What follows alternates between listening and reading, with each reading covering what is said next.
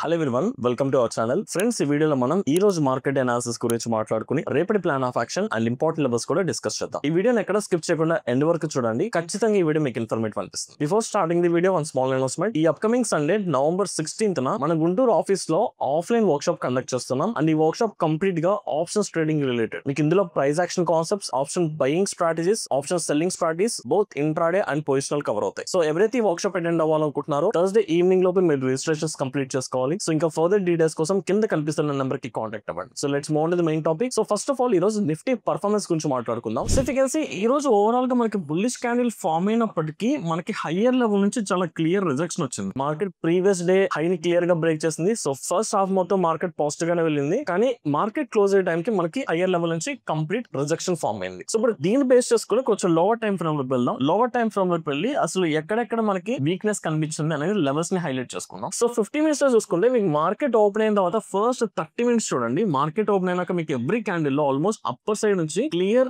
Rejection వచ్చింది. But finally market intraday హైని like last trading session హైని బ్రేక్ చేసి లైక్ ఫస్ట్ మార్కెట్ పైకి వెళ్ళింది, కన్సాలిడేషన్ మళ్ళీ ఫాలో వచ్చింది. కానీ మీరు అబ్జర్వ్ చేస్తే ఇక్కడ మార్కెట్ ఇంక్రీజ్ అవుతున్న సినారియోలో ఆప్షన్స్ కనుక మీరు అబ్జర్వ్ చేస్తుంటే మీకు complete put side open interest increase అయ్యింది, which is nothing but supports చాలా స్ట్రాంగ్ అని. పర్టికులర్ గా 25,500, 25,600 చాలా స్ట్రాంగ్ సపోర్ట్స్ బిల్డ్ చేశారు ఇక్కడ. కానీ ప్రైస్ ఇంక్రీజ్ అవుతున్నప్పుడు మీకు ఏదైతే రెసిస్టెన్స్ లెవెల్స్ ఉన్నాయో లైక్ 25,600, 700 అండ్ 800 వీటికి సంబంధించిన కాల్ సైడ్ అంత బిగ్ లెవెల్లో ఎగ్జిట్ అవ్వలేదు. ఎప్పుడైనా సరే ప్రైస్ ఇంక్రీజ్ అవుతున్నప్పుడు మీకు కాల్ సైడ్ సపోర్ట్ తగ్గితే ఆ వెళ్తున్న మొమెంటం కి స్ట్రెంగ్త్ ఉంటుంది. బట్ కాల్ సైడ్ డిక్రీజ్ అవ్వకుండా సేమ్ అలాగే ఉంటే మార్కెట్ కన్సాలిడేషన్ లోకి వెళ్ళిపోతుంది. సో ఈ రోజు జరిగిన సినారియో అదే. సో మీకు కంప్లీట్ ఇంక్రీజ్ అవుతున్న పుట్ సైడ్ నుంచి స్ట్రాంగ్ బిల్డప్ అయినప్పటికీ కాల్ సైడ్ నుంచి పీపుల్ ఎక్కడ ఎగ్జిట్ అవ్వలేదు కాబట్టి ఎంటైర్ డే మొత్తం మీకు వచ్చిన మొమెంటం లో స్ట్రెంగ్త్ ఎక్కడ లేదండి. స్ట్రాంగ్ వాల్యూమ్స్ ఎక్కడ ఫామ్ అవ్వలేదు. మార్కెట్ మోస్ట్లీ చాలా చాపీగా వెళ్ళింది. మీరు ఒక్కసారి 5 మినిట్స్ లో చెక్ చేసుకోండి. సో మార్కెట్ ఓపెన్ చాలా వాలటైల్ గా బిహేవ్ చేసింది. తర్వాత ఇక్కడ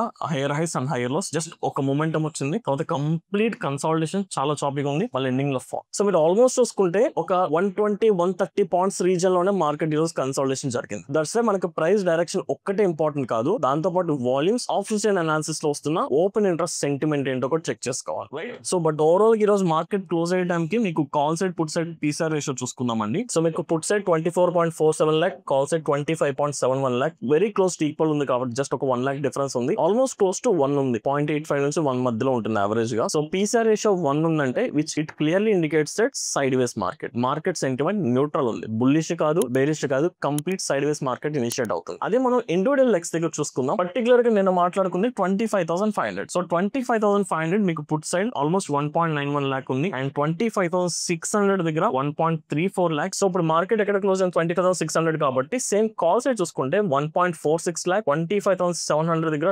2,14,000, 800 దగ్గర 1,58,000. సో ఓవరాల్ గా చూసుకుంటే మీకు ఎవ్రీ 100 పాయింట్స్ కిందకి వచ్చేసరికి ఒక సపోర్ట్ ఉంది, ఎవ్రీ 100 పాయింట్స్ పైకి వెళ్లే కొద్దికి ఒక రెసిస్టెన్స్ ఉంది. సో ఇలా back to back supports, back to back resistance form అయినప్పుడు మార్కెట్ లో మొమెంటం రావడం చాలా కష్టం. సో ఇలాంటి టైం పీరియడ్ లో మార్కెట్స్ ఎక్కువగా కన్సాలిడేషన్ జరుగుతాయి. ఇది ఆప్షన్ సెల్లర్స్ కి అడ్వాంటేజ్. ఇలాంటి kind of markets option buyers కి చాలా తక్కువ ఆపర్చునిటీస్ దొరుకుతుంది. బట్ ఈవెన్ దో దొరికినప్పటికీ మొమెంటం తక్కువ ఉంటుంది కాబట్టి టికే ఫాస్ట్ ఉంటుంది. సో దీన్ని కన్సిడర్ చేసుకుంటే ఓవరాల్ ఈ రోజు జరిగిన ప్రైస్ యాక్షన్ కానీ ఇక్కడ బిల్డప్ అయిన ఆప్షన్ అనాలిసిస్ లో సెంటిమెంట్ ఇవన్నీ కన్సిడర్ చేసుకుంటే markets for timing consolidation phase లోకి ఎంటర్ అవుతున్నాయి. అండ్ ఈ కన్సాలిడేషన్ ఫేజ్ బ్రేక్అవుట్ అవ్వనంత వరకు కూడా మనం బయర్స్ గా మనం ఆప్షన్ బయింగ్ లో మొమెంటం అనేది క్యాచ్ చేయలేం. ఏదైనా చేయాలంటే ఆప్షన్ సెల్లింగ్ ప్లాన్ చేసుకోవాలి. మరి ఇలాంటప్పుడు మన ప్లాన్ ఆఫ్ యాక్షన్ ఎగ్జాక్ట్ ఎలా ఉండాలంటే సింపుల్ లెవెల్ బేస్డ్ ట్రేడింగ్ అండి. సో ఇప్పుడు ప్రైస్ కన్సాలిడేట్ అవుతున్న రీజన్ చూడండి. సో 25,500 సపోర్ట్, 25,700 నుంచి 800 వరకు ఒక 100 పాయింట్స్ రెసిస్టెన్స్. ఇలా ప్రైస్ సపోర్ట్ కి రెసిస్టెన్స్ కి మిడిల్ లో ఉన్నప్పుడు మనం ప్లాన్ చేసుకోవాల్సిన సిస్టమ్ వచ్చేసరికి level based trading. So either price support కి వచ్చినప్పుడు మనం బయింగ్ ఆపర్చునిటీ కోసం వెయిట్ చేస్తాం, లేదా రెసిస్టెన్స్ కి వెళ్ళినప్పుడు షార్టింగ్ ఆపర్చునిటీ ప్లాన్ చేసుకుంటాం. బట్ అలా కాకుండా ప్రైస్ ఇన్ బిట్వీన్ కన్సాలిడేట్ అవుతున్నంత వరకు మనం డైరెక్షనల్ ట్రేడ్ ఏది ఎగ్జిక్యూట్ చేయలేం. సో ఇలాంటి కైండ్ ఆఫ్ మార్కెట్స్ లో ఆప్షన్ బయింగ్ తో కంపేర్ చేస్తే ఆప్షన్ సెల్లింగ్ న్యూట్రల్ స్ట్రాటజీస్ అయినా ఐరన్ కార్నర్, ఐరన్ ఫ్లై లేదా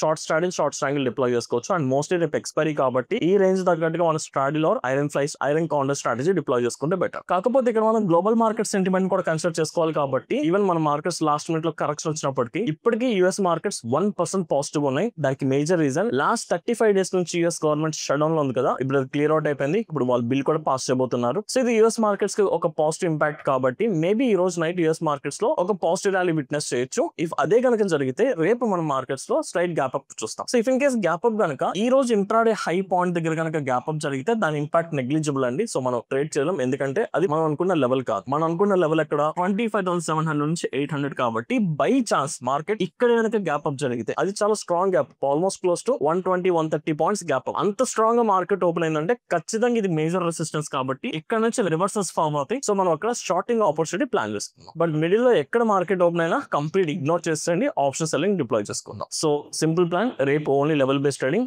సపోర్ట్ వస్తే బయింగ్ ఆపర్చునిటీ, రెసిస్టెన్స్ వెళ్తే షార్టింగ్ ఆపర్చునిటీ ప్లాన్ చేసుకుందాం. So same plan of action Sensex అండి, బట్ రేపు ఆప్షన్ సెల్లింగ్ కి హై విన్నింగ్ ఛాన్స్ ఉంటుంది కాబట్టి నిఫ్టీ ఎక్స్పైరీ, సో నిఫ్టీ ఎక్కువ ప్రయారిటీ ఇచ్చుకుందాం. సో సెన్సెక్స్ కూడా మీరు చూసుకుంటే ఎగ్జాక్ట్ గా సపోర్ట్ కి రెసిస్టెన్స్ కి ఇన్ బిట్వీన్ ఉంది. సో ఇలాంటప్పుడు కూడా మనం ట్రేడ్ ఎగ్జిక్యూట్ చేసుకోవాలి. ఏదైనా ట్రేడ్ తీసుకోవాలంటే నేను పర్సనల్ గా 83,000 లెవెల్ ఇక్కడ మనం లాంగ్ పొజిషన్ ప్లాన్ చేసుకోవచ్చు, లేదా 84,000 లెవెల్. సో ఇన్ బిట్వీన్ ఈ రీజన్ లో ఎక్కడున్నా సరే మీరు కావాలంటే నిఫ్టీ ఒకవేళ రిస్క్ రేపు వాలటైల్ గా ఉంటుంది అనుకుంటే సెన్సెక్స్ ప్లాన్ చేసుకోండి. Weekly expiry option selling strategies ఏదైనా డైరెక్షన్ తీసుకోండి, ఈ లెవెల్స్ దగ్గర మనం ప్లాన్ చేసుకుందాం. అండ్ బ్యాంక్ నిఫ్టీ ఒకసారి చూసుకుందాం. సో ఇక్కడ మనం బ్యాంక్ నిఫ్టీ చూసుకుంటే మీకు ఆల్మోస్ట్ 58,000 సైకలాజికల్ రౌండ్ ఫిగర్ ఈ రీజన్ దగ్గర మనకి కన్సాలిడేషన్ జరుగుతుంది కాబట్టి so market right now almost ఒక రెసిస్టెన్స్ దగ్గర అవైలబుల్ ఉంది. సో దీని బేస్ బట్టి చేసుకుంటే సింపుల్ లాజిక్, రేపు బ్యాంక్ నిఫ్టీలో ఈ కామన్ జోన్ ని అవాయిడ్ చేద్దాం. ఇది మనకి నో ట్రేడింగ్ జోన్. సో ఈ రేంజ్ బ్రేక్అవుట్ లైక్ 58,100 అండ్ 57,900 ఈ రేంజ్ బ్రేక్అవుట్ బట్టి మనం డైరెక్షనల్ ట్రేడ్ ఎగ్జిక్యూట్ చేయొచ్చు.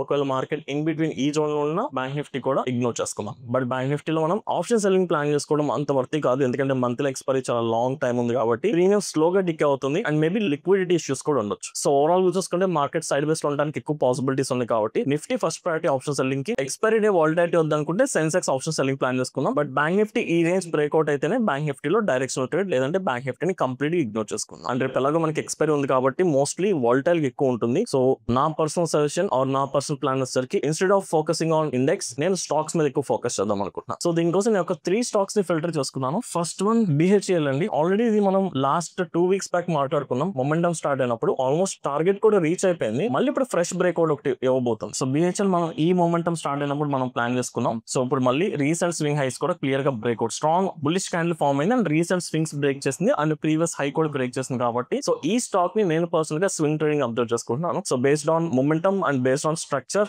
ఎవ్రీథింగ్ చాలా పర్ఫెక్ట్ గా ఉంది స్వింగ్ ట్రేడింగ్ కి. So this is one of the first priority. And దీంతో పాటు MCX ఇంకా బ్రేక్అవుట్ అవ్వలేదు కానీ స్ట్రక్చర్ చాలా స్ట్రాంగ్ ఉందండి, బ్రేక్అవుట్ కి రెడీగా ఉంది. సో మనకి స్ట్రాంగ్ మొమెంటం వచ్చిన తర్వాత ఇక్కడ ఒక కన్సాలిడేషన్ ఇనిషియేట్ అయింది and even the lower point దగ్గర నుంచి లాస్ట్ 2 డేస్ లో కూడా ఒక స్ట్రాంగ్ మొమెంటం ఇనిషియేట్ అవుతుంది కాబట్టి సో వన్స్ ఈ రేంజ్ క్లియర్ గా బ్రేక్అవుట్ జరిగితే ఈ స్టాక్ లో కూడా మనం స్వింగ్ ట్రేడింగ్ ప్లాన్ చేసుకోవచ్చు. And third one HCL. ఈరోజు డిఫెన్స్ స్టాక్స్ అన్ని కూడా స్ట్రాంగ్ మొమెంటం వచ్చినాయి, HCL, Bharat Dynamics. So but నా personal preference HCL. So HCL కూడా మనకి బాటమ్ దగ్గర నుంచి బౌన్స్ బ్యాక్ అవుతుంది కాబట్టి సో ఈ స్టాక్ ని ఆల్మోస్ట్ ఇక్కడ వరకు నేను పర్సనల్ టార్గెట్ సెట్ చేసుకున్నాను. మోర్ దాన్ 5-10% ఇన్ బిట్వీన్ వరకు మనం ప్రాఫిట్ బుక్ చేసుకోవడానికి పాసిబిలిటీస్ ఉన్నాయి. సో ఈ స్టాక్ ఒకటి ఫిల్టర్ చేసుకోవచ్చు. So this is my plan of action అండి. సో ఓవరాల్ గా చూసుకుంటే మనం ఫర్దర్ 1 or 2 డేస్ వరకు మనం మార్కెట్స్ లో సైడ్ వేస్ ఎక్స్పెక్ట్ చేస్తున్నాం అండ్ మనకి మేజర్ ఈవెంట్స్ రాబోతున్నాయి. ఒకటి ఇన్ఫ్లేషన్ డేటా వెన్స్డే రాబోతుంది అండ్ సెకండ్ థింగ్ ఈ వీక్ లో బీహార్ ఎలక్షన్స్ ఉన్నాయి అండ్ రిజల్ట్స్ కూడా ఈ వీక్ లోనే ఉన్నాయి కాబట్టి ఎలక్షన్ రిజల్ట్స్ ఇంపాక్ట్ అనేది ఖచ్చితంగా మార్కెట్ మీద చూపిస్తుంది. సో